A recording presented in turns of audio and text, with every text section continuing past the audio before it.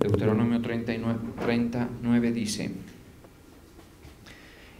Y te hará Jehová tu Dios abundar en toda obra de tus manos, en el fruto de tu vientre, en el fruto de tu bestia, en el fruto de tu tierra, para bien, porque Jehová volverá a gozarse sobre ti para bien, de la manera que se gozó sobre tus padres. Señor, te damos gracias. En esta noche nos humillamos, Padre eterno, delante de ti. Continúa, Señor, por favor, con nosotros y ministranos y edifícanos. Que tu palabra, Señor, nos alumbre, Señor, en este momento, en el nombre de Jesús. Amén. Entonces el Señor tu Dios te bendecirá con mucha prosperidad en todo el trabajo de tus manos, y en el fruto de tu vientre, y en las crías de tu ganado, y en las cosechas de tus campos. El Señor se complacerá de nuevo en tu bienestar, así como se deleitó en la prosperidad de tus antepasados. El día jueves estuvimos viendo este pasaje de una manera muy rápida, muy ágil.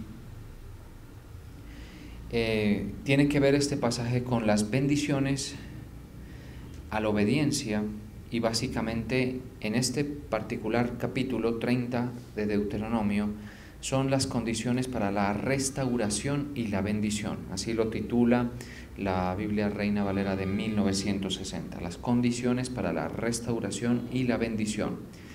Porque en lo que es el capítulo 29 y lo que es el capítulo 30, como estuvimos viendo, insisto, de una forma muy fugaz el día jueves, se habla de las bendiciones a la obediencia y de la maldición, obviamente, pues a la desobediencia. Si usted quiere explorar un poquito sobre esto, basta nada más con retroceder al 28 y 29, capítulos 28 y 29. Son un poquito largos, muchos versículos, pero bastaría para que usted se ubique en lo que el Señor les expresa a los hebreos, a los israelitas, acerca de lo que sucedería si obedecen y se mantienen fieles al pacto y propósito de su Dios, el Dios de Israel. ¿Y qué es lo que sucedería también? Pues si estas personas desechan su compromiso con Dios, no le obedecen y le hacen a un lado. Básicamente es lo que encontramos allí. En este capítulo 30 entonces lo que dice es que si llega a estar en un punto el pueblo de Dios en el que haya caído de su condición, y que por su desobediencia hubiese llegado a estar en un punto pues indeseable desde el punto de vista espiritual, y que por ello Dios les hubiese tenido que castigar, Dios les hubiese tenido que traer sobre ellos todas estas maldiciones, si hubiera llegado a ese punto, hay oportunidad aún allí de convertirse. Convertirse en este caso pues tiene que ver con cambiar o reformar todo lo que la persona suele haber hecho mal, pues ha hecho mal, y darle paso pues a esta nueva forma de hacer las cosas en un sentido de restauración, es decir, como se hicieron en algún punto o como las hicieron en algún punto. Es así más o menos como se debe entender. Restaurar tiene que ver con eso, devolverle la condición a algo que lo tenía en algún momento, ¿sí? En este caso tiene que ver con cómo se hicieron las cosas antes o cómo nosotros mismos las hicimos en algún momento. Así debían entender esto los israelitas, es decir, nosotros tuvimos un tiempo en el que sí estuvimos bien con el Señor, sí estuvimos en obediencia, en el camino, pero hemos caído, eso podía pasar. Si eso sucedía, entonces está el capítulo 30 para decirnos que en efecto el Señor sí está abierto, pendiente de cualquier actitud que la persona tenga con su esfuerzo o intento de restaurar, ¿sí? O de volver a la condición deseable espiritualmente. Porque es que aquí, antes de seguir, creo que me merece la pena que nos detengamos en esta expresión. O sea, lo deseable o lo indeseable desde el punto de vista espiritual de Dios es lo que a nosotros nos debe interesar. Aquí lo que nosotros consideremos realmente no tiene mucha importancia, porque nosotros bien podemos pensar que Dios está conforme con la forma en que nosotros escuchamos su palabra, por ejemplo, o que Dios está conforme con quienes somos, que Dios está conforme con el mundo, ¿sí? Y el problema de ese razonamiento es que obviamente se incuba muy normalmente en personas que no conocen la forma en que Dios se ha revelado. ¿Estamos de acuerdo? Es decir, mucha gente, insisto, hace su Dios a su medida. ¿Por qué? Porque ellos no tienen el Dios que se ha revelado, ¿sí? O no quieren aceptar o admitir la forma en la que Dios se ha revelado, ¿verdad? Una cosa es como nosotros percibimos al Señor, a Dios, ¿sí? Y en el mundo va usted a encontrar mucha gente que dice creer en el Señor, bueno, quizás hasta religiosamente tiene algunas prácticas, pero está lejos de su corazón, porque obviamente lo que Dios desea que se conozca de Él, no lo conocen. Lo que Dios desea que se reciba de Él, no se recibe. Y la forma en que Dios se ha revelado, pues es completamente desconocida para esas personas, ¿sí? Entonces, el Señor se revela. Aquí, por ejemplo, es una de las muchas partes de la Biblia donde Él se revela. Se revela, es decir, se muestra, se exhibe, se deja ver cómo es. ¿Y cómo es? Pues el Señor es muy severo con la rebeldía, muy severo con la desobediencia, muy severo en castigar el pecado del hombre, pero es muy benevolente, misericordioso, para que si la persona quiere restauración, está la puerta abierta. ¿Estamos de acuerdo? Ese es el Dios que nosotros estamos conociendo. También está el tema de que el Señor es muy generoso y benefactor cuando se complace en las personas. También eso. Si usted, todo lo que le estoy diciendo, usted lo puede sacar como una conclusión del capítulo 28, 29 y 30 de Deuteronomio. Pero obviamente, pues hay muchísimos más versos en los que se fundamenta esto que estoy planteando. ¿Sí? Un Dios, ¿cómo se muestra? Muy generoso, muy bueno, muy, ¿cómo puedo decirlo? Benefactor con quien le ha obedecido, con quien le ha seguido, con quien le ha creído, ¿sí? Y muy severo con aquella persona o grupo o comunidad que ha practicado la idolatría, ha desobedecido la moral de Dios. Y obviamente esto es especialmente notorio en gente que conoce la verdad, porque Dios a los que ignoran, pues no les demanda tanto como a los que conocen. ¿Estamos de acuerdo? No les va a demandar tanto. Sin embargo, Dios es el mismo, su carácter es el mismo. Entonces vemos, por ejemplo, que las sociedades, y esto lo hemos visto ya mucho y ustedes lo saben, que las sociedades que tienen una posición espiritual claramente desafiante hacia el Señor, pues no encuentran esa amabilidad, ese lado amable de Dios, no lo encuentran. Eso lo hemos estado viendo, lo hemos mencionado mucho, ejemplos hay por montones de esa situación. ¿Sí? Pero si hay un pueblo que clama, por ejemplo, en medio de una nación impía como la que estamos nosotros, pues por la Escritura podemos pensar que el Señor se mostraría más paciente, más amable, incluso con la generación o con la sociedad con la que uno vive. Porque recuerden ustedes lo que le dijo Abraham a Dios, le dijo: si encuentras 50 justos en Sodoma, ¿destruirías esa nación? ¿Moriría el justo con el impío? Tú que eres el juez de toda la tierra, le dice Abraham, en palabras pues. Y el Señor le dice: no, si encuentro 50 justos con todo ese pecado que hay allá, yo me contengo, veo la manera. De pronto la manera no sea no enviar el castigo, sino sacar a los 50, ¿estamos de acuerdo? Pero bueno, ya sacar 50 ya es una logística, digamos. Sí, entonces se va bajando, 40, 30, 20 y 10. Finalmente, pues lo que queda en la conclusión de ese pasaje en el que Dios habla con Abraham y Abraham le dice, si encuentras 10 justos, destruirías, lo que queda es que Dios no encuentra 10 justos, encuentra a uno viviendo en una sociedad perversa, pervertida, como se describe en las Escrituras, Sodoma y Gomorra, ¿estamos de acuerdo? Y esas otras dos ciudades que estaban por ahí cerca. Eso es lo que sucede. Entonces, ¿cuál es la decisión de Dios? Pues le voy a enviar la ayuda a Lot, porque Lot no es como Abraham, obvio no es como Abraham, Lot jamás es como Abraham, pero pues Lot es justo según la descripción espiritual, ¿estamos de acuerdo?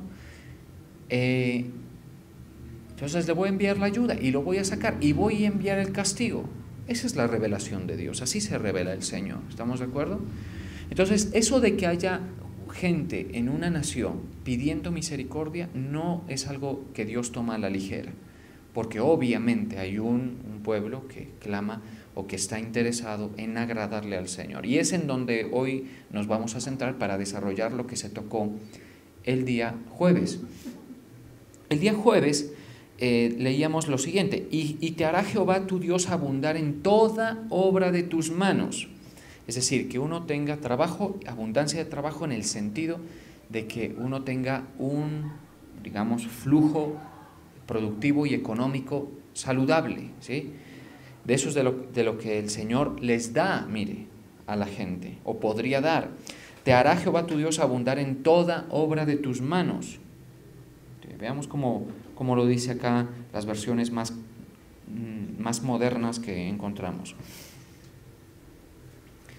Mire cómo dice la palabra de Dios para todos. El Señor tu Dios te hará prosperar abundantemente en todo lo que hagas. Esa es también una forma de entenderlo y correcta.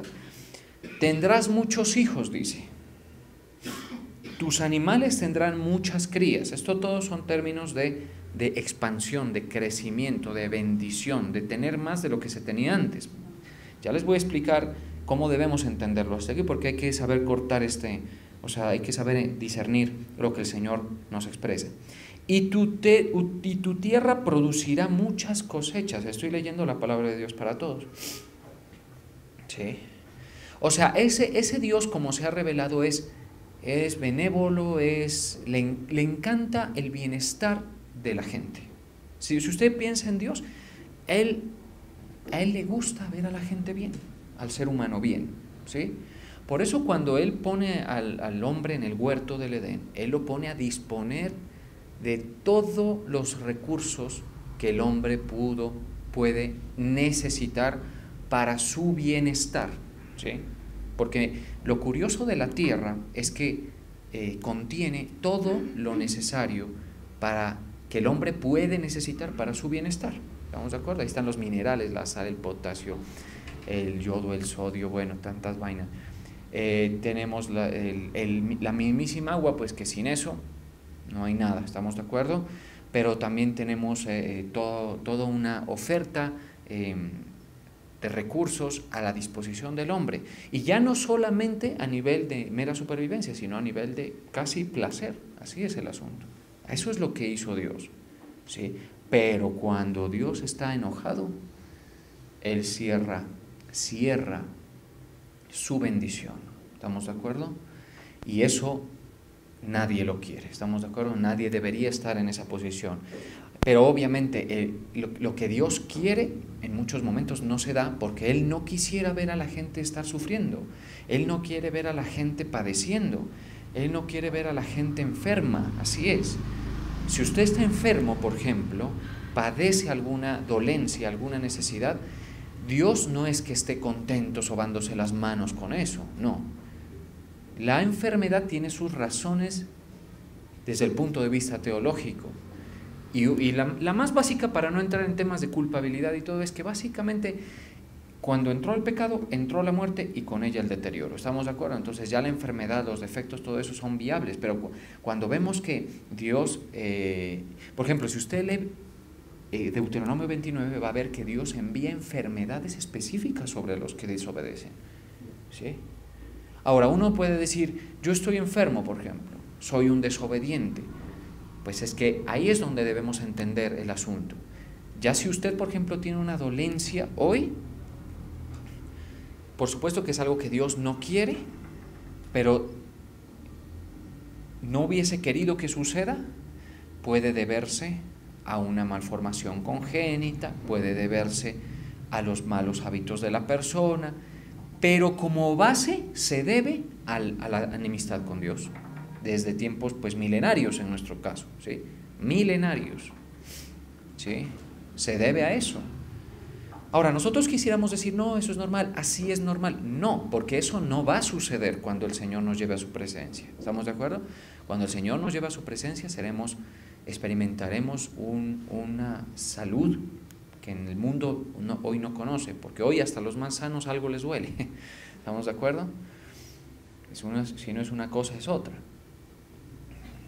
Entonces, ¿Dios estará contento con eso? No. Ahora, la cosa es que Dios no va a solucionar eso, porque a veces eso es lo urgente y no lo importante, ¿sí? Y nosotros debemos saber que nuestro Dios entiende bien qué es lo urgente y qué es lo importante. Por ejemplo, lo urgente podría ser para una persona sanar una dolencia, ¿sí? Pero lo importante es la salvación de su alma. Si estamos de acuerdo, es diferente. Ahora, el Señor puede llegar a estar tan complacido con una persona que le resuelva lo importante y lo urgente. De ese nivel es el asunto. De ese nivel, ¿estamos de acuerdo? Se puede complacer el Señor tanto, ¿estamos de acuerdo? Pero tener a Dios contento no es nada fácil. Lo fácil es tenerlo bravo. Y usted me dirá, ¿y por qué? Porque nosotros somos nativos de las tinieblas. O sea, nosotros cuando nuestros padres cayeron, ¿cuáles son nuestros padres? El primer hombre y la primera mujer. Desobedecieron, a partir de allí, pues... ¿Estamos de acuerdo? Entonces nosotros tenemos un cuerpo de pecado condenado a la muerte. Nuestro cuerpo está condenado a la muerte por Dios mismo. Este cuerpo no puede heredar lo incorruptible. Así de sencillo, ¿sí? No puede, por sentencia de Dios, ¿sí? Está condenado al pecado la persona y obviamente peca, y ese pecado le trae juicio, y es un círculo vicioso que por la desobediencia original se generó. ¿Estamos de acuerdo? Entonces usted dirá, entonces estamos pues desahuciados prácticamente, y dirá usted, no, porque el Señor dice, yo les voy a enviar la solución. ¿Estamos de acuerdo? Y ya ustedes pueden decir con boca llena cuál es la solución. ¿Estamos de acuerdo? ¿Cuál o quién es la solución? ¿Quién? Nuestro Señor Jesucristo es el chivo expiatorio, el que se carga el pecado suyo para que usted sea justificado. ¿Estamos de acuerdo? Y entonces todo ese prontuario de delitos y pecados que todos tenemos, y obviamente me incluyo y ustedes lo saben, pues ya no nos pone en una enemistad con Dios, ¿sí? En una enemistad con el Señor. Ya no. ¿Estamos de acuerdo? Pero obviamente de allí hay aspectos en los que podemos avanzar en el entendimiento para sacarle el mayor provecho posible. Entonces, si usted lee el 28, el 29 y el 30 de Deuteronomio, va a entender esa mente de Dios. Si Él le gusta lo que ven nosotros, Él no tiene problema en despachar todo el bien que quiere que nosotros experimentemos. No tiene ningún problema. El Señor, por ejemplo, no le gusta que su gente se pierda, que vaya marchando por miles, por millones al infierno. No le gusta. ¿Estamos de acuerdo? O sea, Él no está complacido. Nosotros, por ejemplo, no tenemos carga por las almas. Cuando medio se le ha revelado a uno las cosas de Dios, uno comienza a entender y le agradece por ser salvo uno. Pero por lo general esa carga por las almas no está formada en nosotros, pero en el Señor sí, hay un afán. Por eso Él quiere que usted se involucre a tal punto que usted sea su voz allá afuera y predique y enseñe y le diga a esta generación la alternativa. Esta generación más pecados que las antiguas no tiene, es lo mismo de siempre, toda la vida. De pronto un poquito más democratizado si está el pecado, sea a nivel ideológico y todo eso, pero lo que el Señor quiere es que nosotros les mostremos la puerta, el camino. ¿Estamos de acuerdo? Porque Él sí se inquieta por eso. Ahora, si Él ve, por ejemplo, que tú pasas hambre, le duele también, obviamente.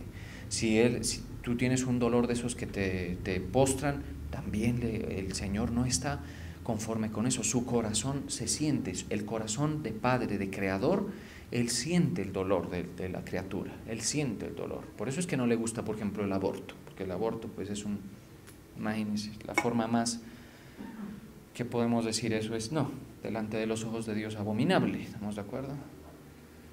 El derramamiento de la sangre, no, o sea, terrible.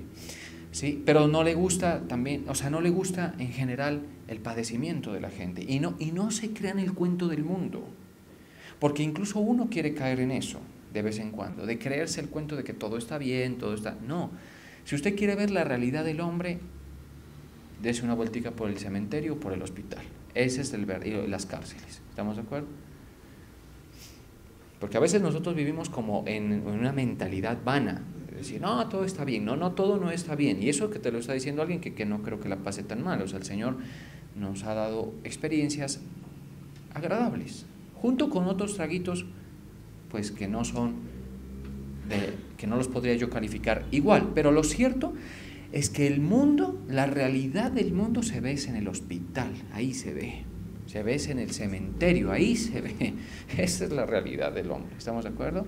Y Dios, obviamente, Papá Dios no está contento con eso. Pero entonces Él dice, bueno, vamos a resolverles el asunto, resolvámosles lo urgente, lo importante, corrijo, resolvámosles lo importante, resolvámosle el tema de la salvación a la gente, resolvámoselo, ¿sí? Y entonces da una alternativa que es algo que es lo único que tú tendrías que hacer para poder obtener esa primera solución, primera, básica, fundamental y digamos, como se dice, the ultimate solution, o sea, la mejor solución, que es la de la salvación. ¿Qué se necesita? Creer en el Evangelio, ¿estamos de acuerdo? Creer en el mensaje del Evangelio. Muchos de ustedes ya lo han hecho, obviamente. Pero entonces, aquí mire lo que dice: y te hará Jehová tu Dios abundar en toda tu obra de tus manos, en el fruto de tu vientre, en el fruto de tu bestia, en el fruto de tu tierra, para bien. Para bien. ¿Para qué cosa? Para bien. Porque Jehová volverá a gozarse. En nuestro caso aplica perfecto esto. En nuestro caso tiene que volver a gozarse porque nosotros obviamente venimos de la enemistad, del territorio de la hostilidad con Dios, para bien, porque Jehová volverá a gozarse sobre ti para bien. Ahora, lo clave y lo que nos da pie a este mensaje que se habló el día jueves es lo que dice aquí: de la manera en que se gozó sobre tus padres. Ahora, ¿quiénes son los padres que le agradaron al Señor? ¿Sí? ¿Quiénes son? Particularmente tenemos que señalar a Abraham, a Isaac, Jacob y José. Básicamente son los patriarcas de Israel. ¿Sí? De todos ellos podemos extraer una verdad: no eran perfectos. ¿Estamos de acuerdo? O sea que partimos de la base de que para tener contento a Dios no se necesita que usted moralmente sea perfecto, y Dios ni siquiera hace el esfuerzo porque eso suceda, porque eso no es posible. ¿Estamos de acuerdo? No es posible que el ser humano moralmente tenga perfección, no es posible. Pero hay cosas que al Señor sí le gustan. Por ejemplo, cuando uno le cree, y es que el primer padre, si en algo se destaca, es en qué cosa. ¿En qué cosa, iglesia? En la fe. ¿Estamos de acuerdo? En la fe. Y eso hacía que Dios se goce. Mire lo que dice: de la manera en que se gozó sobre tus, ¿qué? Padres. ¿Sí? Cuando el Señor se gozó sobre Abraham fue por la fe que él practicó. Con Isaac lo mismo, ¿sí? Una fe que tiene unas características que nosotros deberíamos tratar de imitar. Una fe obediente, una fe que sigue su propósito, una fe dependiente. Voy a tratar de describir. Yo sé que esto si alguien quisiera, podríamos decir que pueden hablarse miles de horas de esto, miles de horas de predicaciones, pero podemos empezar por aquí, y creo vamos a empezar por aquí. La fe es requisito para agradar al Señor. ¿Estamos de acuerdo? Requisito. La Biblia dice, porque sin fe es imposible agradar a Dios. Entonces, si usted ve un incrédulo, ya usted puede decir o entender que Dios no está contento con esa persona. ¿Sí? Pero me va bien, dirá el incrédulo, pero tengo trabajo. Confórmate con lo urgente. Lo importante está grave. ¿Estamos de acuerdo? Este mundo a veces goza de ciertas aparentes bendiciones, ¿sí? Aunque lógicamente cuando la bendición no está, puede uno tener trabajo. Incluso le digo, puede tener familia, pero la experiencia es diferente. Pero cuando la bendición está, uno puede tener todo eso y es diferente también la experiencia. La bendición, tener la bendición de Dios, da una experiencia de vida muy diferente a quien no la tiene. ¿Estamos de acuerdo? Pero entonces el caso es que la gente pueda decir, no, pero yo estoy bien. Incluso los jóvenes pueden decir, yo estoy fuerte, no hay ningún problema. ¿Sí? Aquí cuántos niñitos, cuántos muchachitos se han apartado de la fe. ¿Cuántos digan? Pues cada uno tendrá quizá más de una persona en la mente. ¿Estamos de acuerdo? Ahora, eso en la mente inmadura se ve, pero también en a veces los adultos se ve. ¿Sí? No, vamos a pasarla bien, hermano. Vamos a estar aquí tolerando a este man que nos venga a estar diciendo todo. Sí. No, vamos a pasarla bien, y por ahí la gente se la ve como mostrándose emancipada, digamos, ¿no? Como quien dice, yo en la iglesia dejé de ir y soy emancipado. ¿Sí? Sí. Por eso, ahí es lo que están mostrando, es incredulidad. No le maquillemos ahí, no es nada más que eso, ¿estamos de acuerdo? Pero en cambio, cuando usted cree en el mensaje del Señor, es diferente, ¿estamos de acuerdo? Si usted lo ve atento, si usted lo ve con las antenitas, buscando la señal de la revelación, ¿estamos de acuerdo? Y buscando seguir esa revelación de Dios para esta generación perversa, ya es diferente, ¿estamos de acuerdo? Pero la gente, los incrédulos, no tienen contento a Dios, no va a usted pensar. Así le digan Diosito, Chuchito, como le quieran decir, ¿estamos de acuerdo? Esa es la verdad. Y que vayan a misa y una cosa y la otra, y todo lo que usted quiera, ¿estamos de acuerdo? No tienen contento al Señor. ¿Sí? Y que Diosito es bueno, y que una cosa, y que Diosito no va a mandar a la gente al infierno, no. A ver, espera, y entonces está contento con todas esas abominaciones que nosotros cometemos aquí bajo el sol, como dice la Biblia. ¿Sí? O con la condición moral tuya, que solamente tú sabes qué tan mala es, y si tú no te juzgas de esa misma manera, no te ha alumbrado el Evangelio, no te ha alumbrado la luz de Cristo, así de sencillo. ¿Sí? No está contento. ¿Sí? Y con toda esa incredulidad que se pone fundamentalmente ya en niveles casi que institucionales. Por eso, por ejemplo, yo pues hasta el momento que estudié y encontrábamos una materia que la religión, ¿sí? No sé si eso siga, de pronto sí, ¿verdad?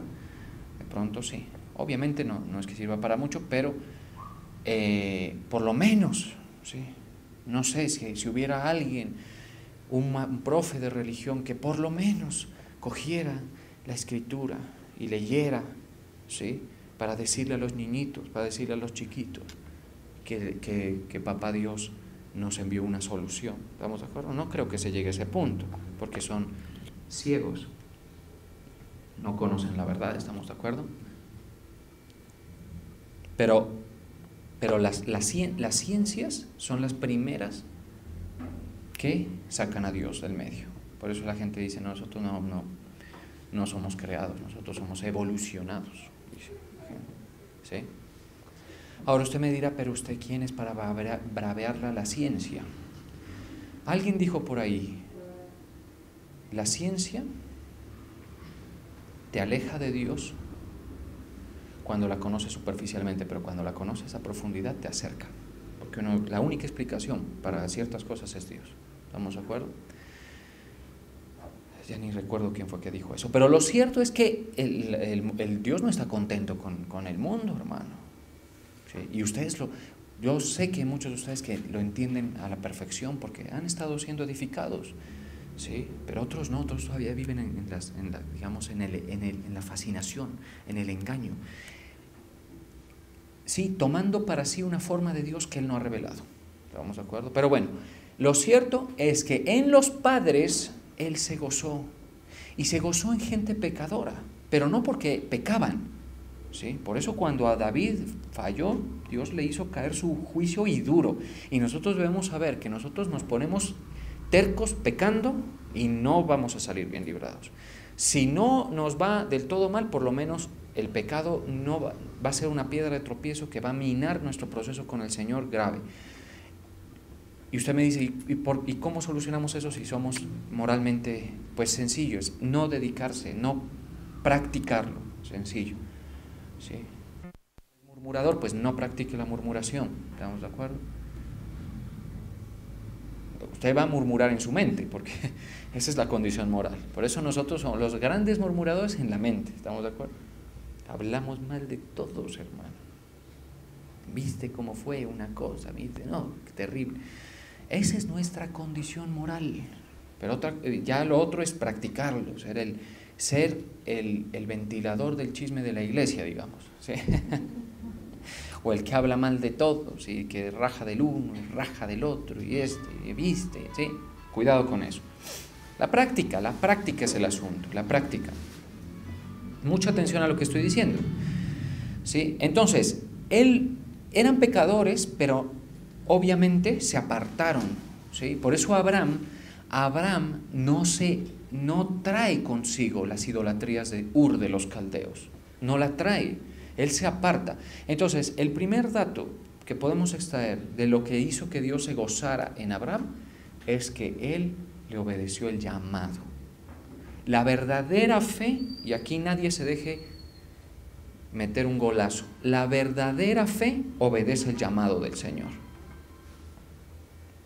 ¿Sí? Esa es la verdadera fe. Lo demás es carreta, ¿sí? Y muy barata, ¿estamos de acuerdo?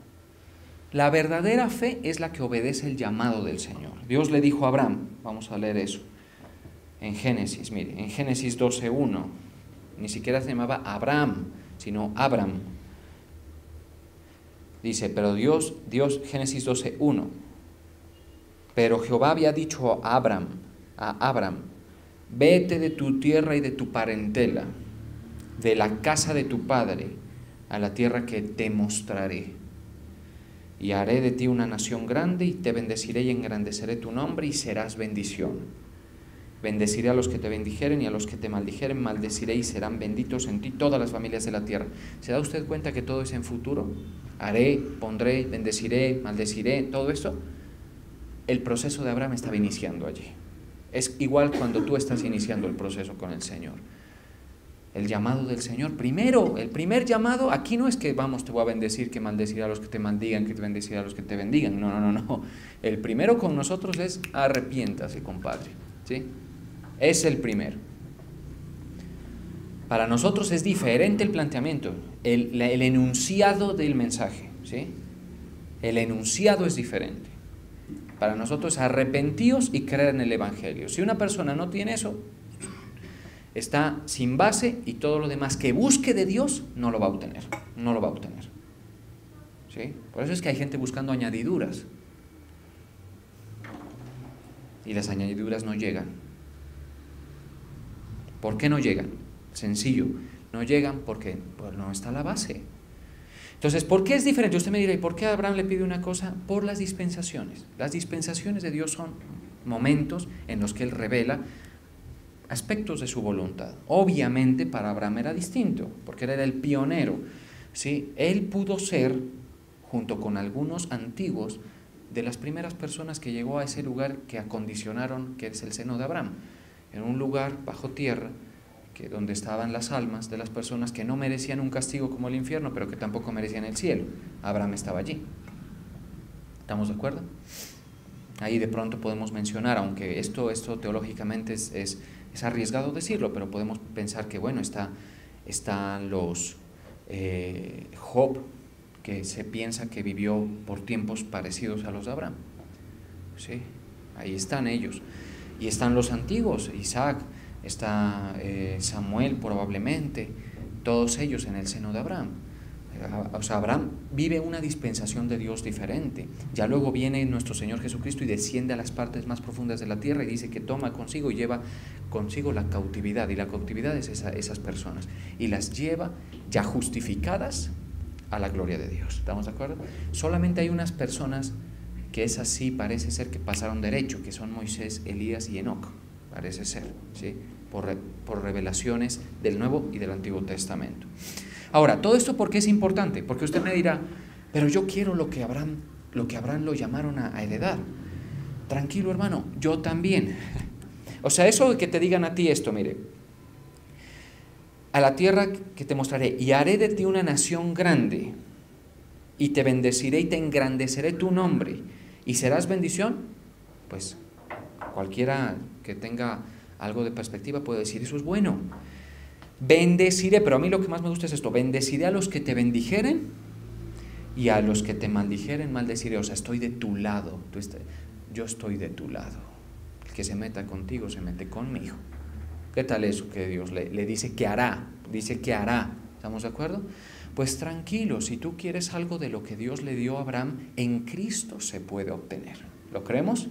En Cristo, pero tendrías que ser una persona que no solo cogiste el Evangelio en serio, sino que además emulaste casi todos, o por no decir todo lo que Dios vio en los padres que le gustaba.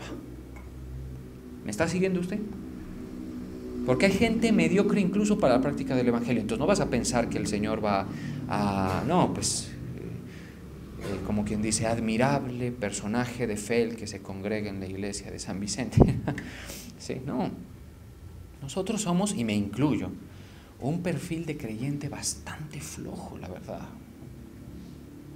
Ese creyente que no busca, que no lucha, que no le clama al Señor.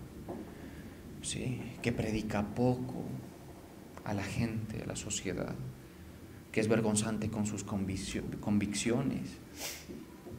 Esa es la verdad. Que estamos en las batallas, en las melancolías, en las cosas del alma, ahí estamos. Sí, el Señor nos hace buenos y grandes favores cuando nos cachetea y nos permite así como sacudirnos, porque algunos de nosotros, si no hubiera enfermedad, si no estuvieran por lo urgente, no estarían por lo importante, por el Señor. Si algunos de ustedes, y se los digo en general, que tome para cada uno para sí el consejo, algunos de ustedes, si no estuvieran buscando lo urgente de Dios, no estarían con lo importante que es Dios. Esa es la verdad. ¿Sí? Pero bueno, el Señor sabe, y es paciente y te ama. Eso sí puede estar seguro. ¿Sí? Eso sí. ¿Y sabe qué quiere? Que a usted le pase lo que está en Deuteronomio 28 y 30, no en el 29. En el 29 ojalá que no nos suceda nada de lo que está allí. Es horrible, es terrible, es escalofriante lo que hay allí. ¿Estamos de acuerdo?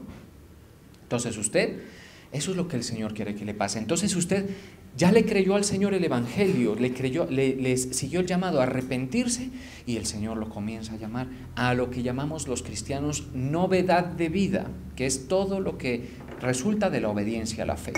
Entonces ya resulta que yo, como novedad de vida, ya soy siervo de Dios, ya yo soy un lector, conozco la palabra, y por la novedad de vida voy en pos de los propósitos de Dios.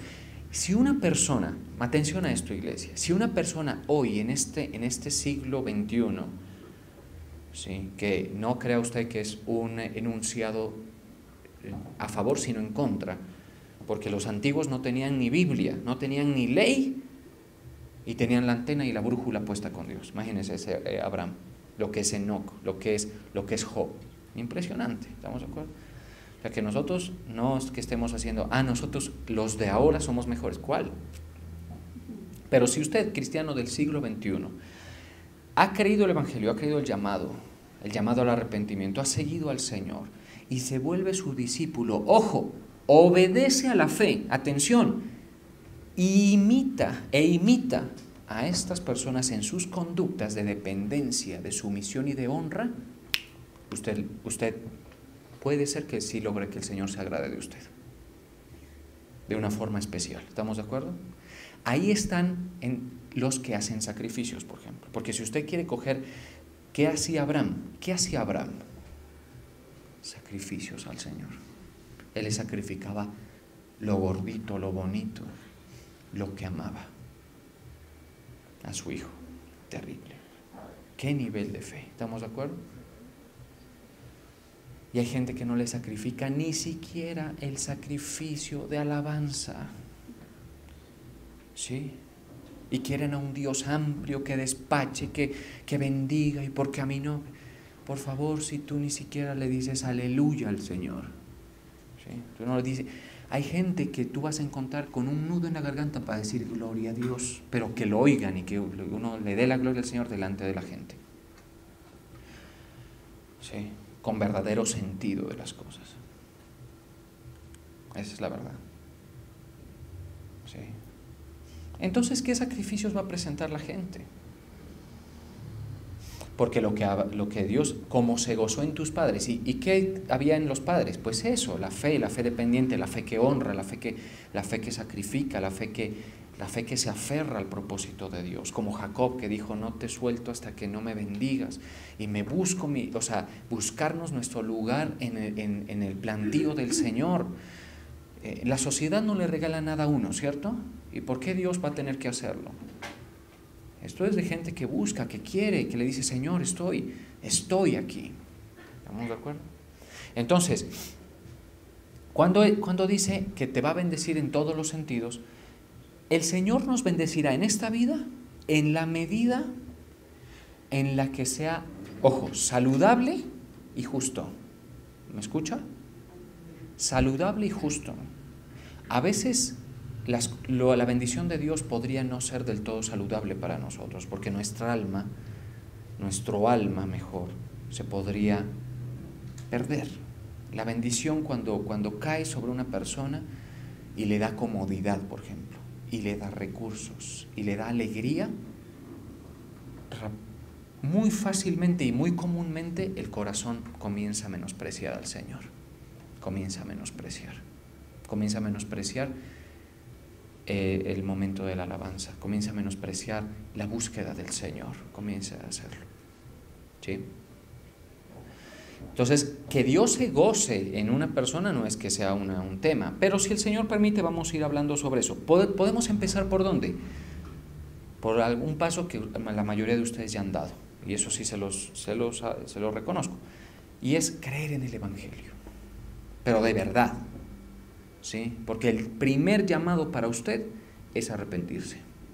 De ahí se comienza a construir todo. Arrepentido es otro tema. Arrepentido ya te puede el Señor decir, a ver, me voy a poner voy a hacer cobertura para ti, voy a hacer escudo para ti. ¿Sí? Voy a hacer escudo para ti, voy a hacer protección para ti.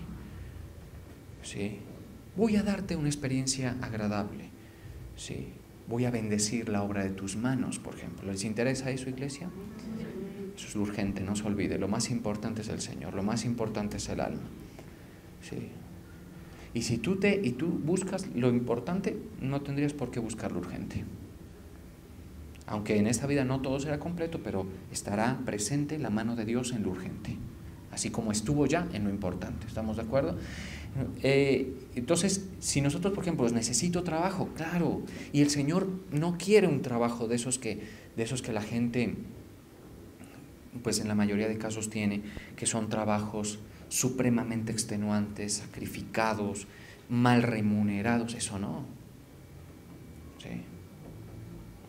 No se me molesten con eso que digo. Entonces, ¿le gustan los vagos?, dirá usted. No. Le gusta prosperar la obra de las manos. Le gusta el trabajo, que el Señor lo bendiga. ¿Estamos de acuerdo? Un trabajo bendecido, un trabajo, pero para eso usted tiene que ponerse a imitar a los padres. ¿Sí? Por eso es que el tema del diezmo es tan problemático. Yo podría despachar eso teológicamente con este sencillo enunciado. Los antiguos no tenían ley, no tenían mandamientos, no tenían Antiguo ni Nuevo Testamento. Solamente tenían una conducta que le agradaba a Dios. Ahí verás si tú la imitas o no. ¿Qué tal? La discusión se acabó, ¿cierto? Que esto no es del Nuevo, que esto no es del Antiguo, que una cosa, que la ley, que los levitas, que... Se acabó. ¿Sí? La obediencia, imite por ejemplo a David, bueno, en fin, así. Pero si ya empezaste, y el Señor nos permite desarrollar este tema, es por ahí, es por ahí. Y si el Señor se agrada de lo que usted, la forma en que usted practica la fe, ¿sí?, créame que usted va a tener cada día más testimonios de poder en su vida, más experiencias del Señor en las que uno dice: el Señor hizo, el Señor puso, el Señor me llevó, el Señor me abrió esta puerta, el Señor me cerró esta otra, el Señor me dio esta familia, el Señor me dio este trabajo. Así es que se vive en la fe, así es que se vive, ¿sí? O sea, tómate en serio el asunto. Tienes que saber que el Señor ya dio la solución sin que la pidas para lo importante. ¿Estará o no dispuesto a dar lo urgente el Señor? Suavemente, pero lo va a hacer. Aquí no es dándole patadas a la puerta, digamos: el Señor, ábreme, porque cuando el Señor cierra, y el apóstol lo dijo muy claramente en el Congreso, dijo: si hay alguien difícil de mover y de manipular, es Dios. Por eso es que Él ve niños sufrir y no se mueve. Uno dice: pero hasta mí, que soy un pérfido pecador, me duele lo que... Sí, pero el Señor es firme. Cuando dice: sobre esa nación hay un juicio, eso no lo... Y eso no es que ábreme, boom, como las vírgenes: ábrenos, Señor, que se... No, con Él es con la llave correcta. Y la primera que tienes que tener en tu llavero es la fe. Esa es la primera, ¿estamos de acuerdo? Y de ahí obviamente se construye. El temor de Dios está asociado con eso, la prudencia está... Luego la obediencia, y ojo, y los sacrificios voluntarios con los cuales uno le dice: Padre, tú eres el que está en el trono de mi vida, tú eres el que está en el trono. En el trono no está Mamón. ¿Saben quién es Mamón? El dinero. En el trono no está Mamón. En el trono no está ni mi familia. Eso es, ojo, estoy refiriéndome a niveles de creyente muy, muy refinados. Yo digo eso con cierta precaución, porque obviamente yo también estoy enfrentándome a esa situación. Sí. Cuando nosotros tomamos así las cosas, entendemos, entonces el camino que el Señor ha viabilizado se explora, se experimenta, incluso hasta se goza en todos los sentidos. Vamos a orar.